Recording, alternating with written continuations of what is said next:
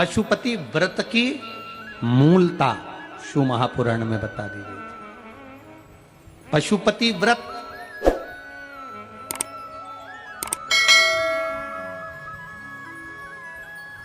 पांच सोमवार का ये व्रत होता है। बीच में अगर तुम्हारा कोई काम अड़ गया, रजोधर्म आ गया, कोई व्रत तुम्हारा पड़ गया, छठ पड़ गई, तीज पड़ गई, चतुर्थी पड़ गई, एकादशी पड़ गई, या तुम कोई व्रत करते हो वो उस दिन पड़ गया, तो उस व्रत को छोड़कर अगले व्रत को गिना जाता।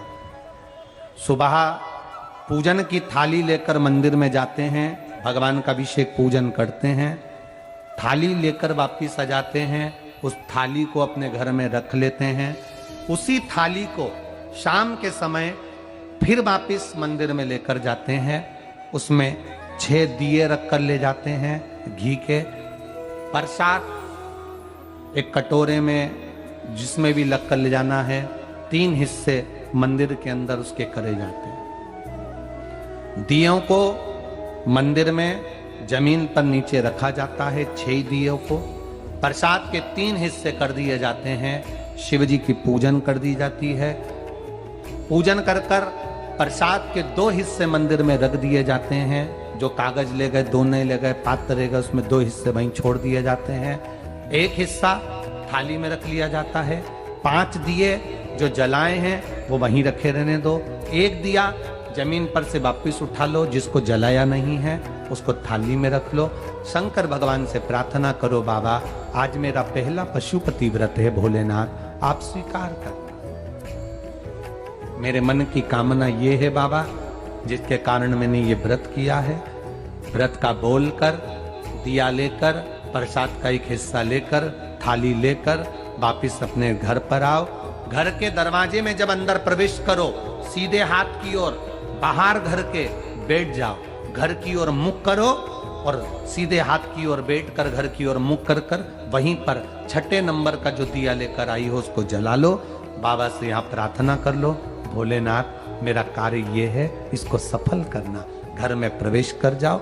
भोजन करते समय सबसे पहले जो प्रसाद का 1 हिस्सा तुम मंदिर से लाई हो, पहले उसको भोजन के समय पर पहले उसको खाओ, इसके बाद फिर भोजन करो। अपने प्रसाद के हिस्से में से किसी को प्रसाद नहीं देना। प्रसाद भगवान के मंदिर में जब बनाकर लेकर जाओ, कढ़ैया में, भगोनी में उतना ही प्रसाद बनाना जितना प्रसाद मंदिर जाए।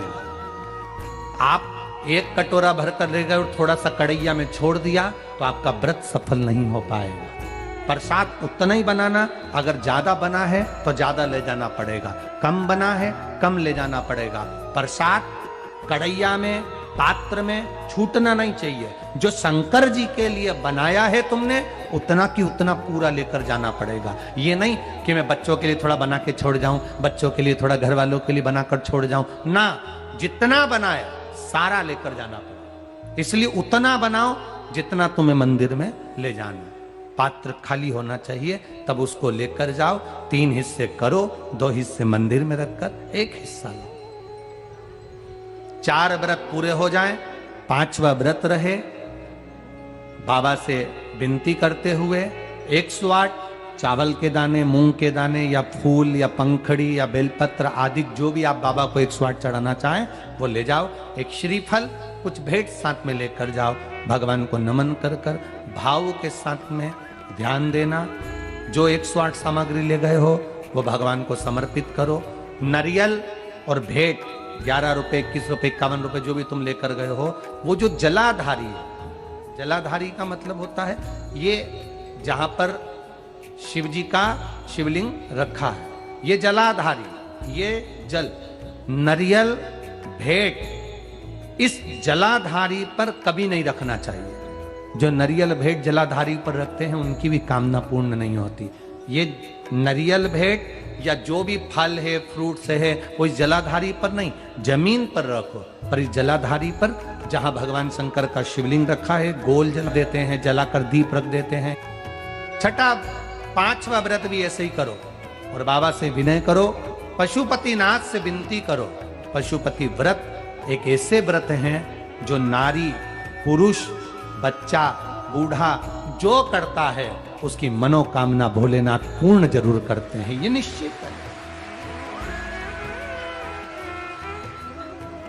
अगर पति पत्नी दोनों व्रत कर रहे हैं, कभी कभी किसी का व्यापार नहीं चलता या नौकरी नहीं लगती या किसी कार्य के कारणवश, तो पति पत्नी दोनों व्रत करते हैं, एक साथ करते हैं, उन दोनों की थाली अलग जाएगी, दोनों का प्रसाद अलग जाएगा, दोनों के दिए अलग जाएंगे और दोनों अपने अपने प्रसाद को अलग से पाएंगे, एक थाली लगकर नहीं जाएगी।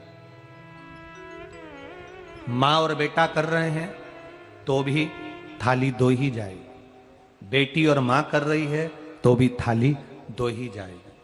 प्रसाद के हिस्से दो थाली ले जाने का मतलब होता है प्रसाद जो बनाकर लेकर गए हो उसके 3 हिस्से होना चाहिए। अगर माँ और बेटा एक ही थाली लेकर गए तो प्रसाद जो आएगा वो एक हिस्सा आएगा, एक हिस्सा वापस आएगा तो उसमें से 2 भाग फिर हो जाएंगे, तो उसका फल नहीं मिलता। इसलिए पूजन करने वाला अगर 2 व्रत कर रहे हैं, 3 व्रत कर रहे हैं, कोई घर के 3 लोग देवरानी जेठानी सब मिलकर व्रत करें, सबकी थाली अलग है। सास बहू कर रहे हैं उनकी थालियां अलग जाएंगी। जिस मंदिर में पहला व्रत करोगे उसी मंदिर में 5 व्रत करना है। मायके चले गए हो, सोमवार का दिन पड़ गया, तुम्हारा व्रत था, उस व्रत को मानना नहीं जाएगा। मायके गए हो तो मायके में आराम से खाओ पियो मौज करो, अपनी जिंदगी आनंद में जियो। वापिस जब आओ फिर वापिस व्रत करो, पर गिनती 5 ही रहेगी, 5 से ज्यादा। हाँ, कभी कभी फाइल अगर ज्यादा मोटी होती है तो इसको दबाने में समय लगता है।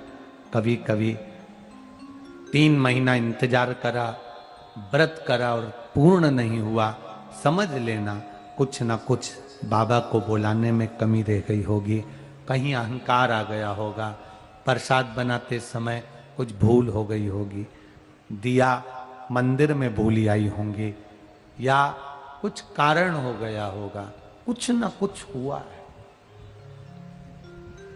घर से चली थी, माचिस लेकर नहीं गई, दूसरे की पड़ी हुई माचिस से मैंने दिया जला दिया होगा, हो सकता है गलती हो गई होगी, कुछ ना कुछ